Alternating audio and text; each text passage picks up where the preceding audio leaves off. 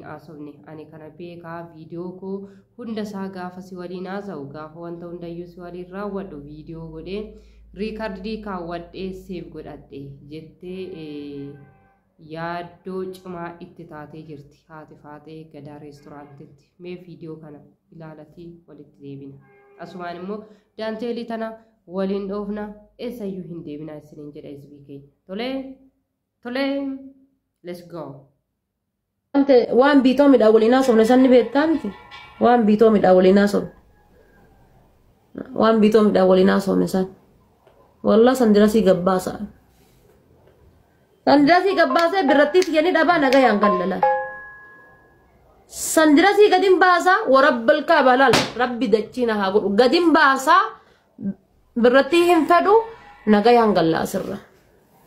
Maqaa abbaa keetiillee maqaa dubartoota dandeetiillee nyaattee teessaa akkasitti.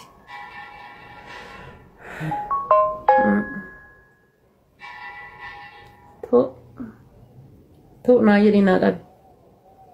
Tu naa jedhi. Ankaraa akka waadaa sanatti galman geenne beekaaf gaafas akkasitti riikoordii rakaadhee viidiyoo rakaadhee riikoordii rakaadhee akkasitti waan kana waadaa kan akka ittiin guunne beekaaf ta'u walwaallee akka taate beekaaf riikoordii rakaadhee wanni kun boruu na fayyaddiif ol kaayadhe. Boruu na fayyaddiif.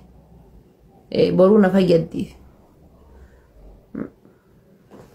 Way Gadaa reesturaantii gudii taate kaa nyaatamte yaa Gadaa reesturaantii dafii furmaata barbaaddadhu dafii tabalaashoftee jirta yaa Gadaa reesturaantii faaxeen sitti gadi deeffattee jirti kaayi du'ee biyyee ta'a malee ani sin dhiisuu siin jechaa jirti. Egaa viidiyoo waliin turtii taasistanii turtii viidiyoo waliin taasistaniin booda walitti deebinee jirra hordoftootaaf jaalatamtoota maatii chaanaala kooti.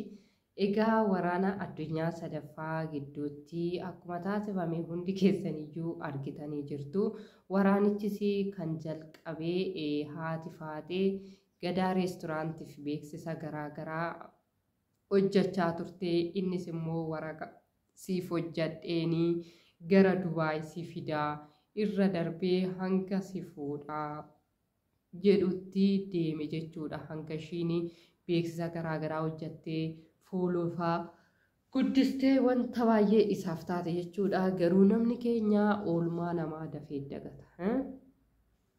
Namni yeroo ammaa ofuma isaatiif nyaachuu barbaada malee ebilu waa nyaatu, ebilu akkana haa ta'u, ebilu akka kootti haa guddatu jechuun gaaxa hafee marree Gadaa reesturaantii fi haati faatee yookiin waan ofii kuni kan irratti isaan wal dhabanii waa'ee beeksisa hojjechuu waa'ee fooloo guddisuu san irratti jechuudha. Gadaa reesturaantii fooloo xiqqaa qabaa ture. Fooloo sanirraa xiqqaa san kaasanii itti kennanii akkaawuntii kana itti kennanii isheenis immoo akkaawuntii kana akka inni guddatuuf yeroo ishii irratti gubdee wanta baay'ee taatee nama kadhattee ijoollee kadhattee fooloo godhaa jettee chaaleenjii irratti uumtee haala saniin fooloo taasistee guddistee fi 500 ol taasistee Gadaa reesturaantii akkaawuntii ishii kana jechuudha.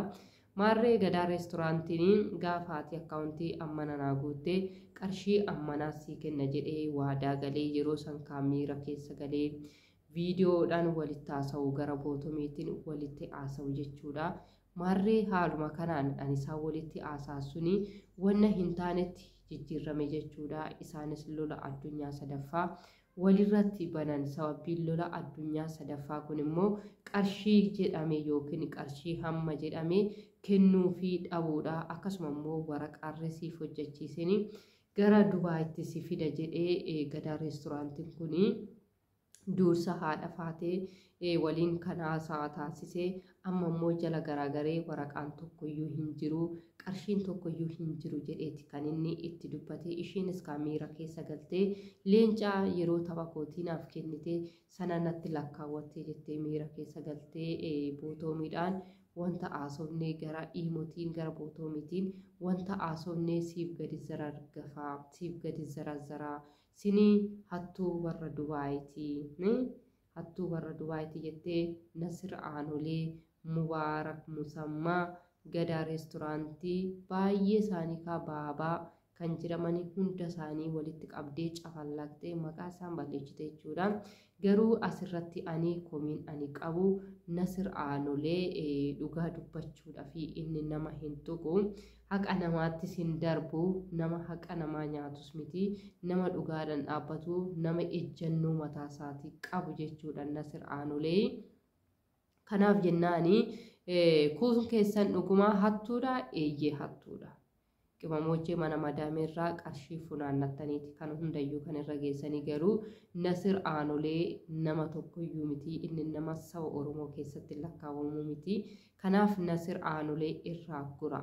Kun keessan wal cafallaqaadhaa akka barbaaddanitti bootomii keessanis wanta odeessitan waliin bukeessaa akka barbaaddan ta'a garuu immoo Nasir Aanolee irraatii gura. Nasir Aanolee kan isa boochisiifsi ani yoon Dubaay keessa jiraadhee maatiin qabaa ijoolleen qabaa haadha manaan qabaa ijoollee koo guddifachuudhaaf mana koo gurguddisuudhaaf nama gaarirraa dhaladhee maatii gaarirraan dhaladhee ani wanta isaan waliin oonoolee nama hawaasummaa waliin jiraachuuf malee wanta isaan waliin waliin hojjetanii hin beeku.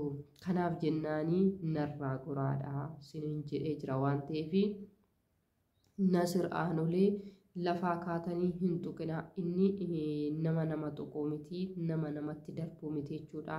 Nasir Aanolee amma yoonatti ani kanan beeku Nasir Aanolee nama gaarummaa isaatiin nama gargaarudha malee nama waadaa namaa seenee waadaa san cabsuu miti isa isin argine jechuudha. Nama gaarummaa isaati gaafa namni miidhame jedhee quba sitti baasu quba sirraa cabsee nama si taasisuudhaaf sitti tarkaanfatu jechuudha. Kanaaf Nasir Aanolee dhiirota Oromoo keessayyuu hin jiru.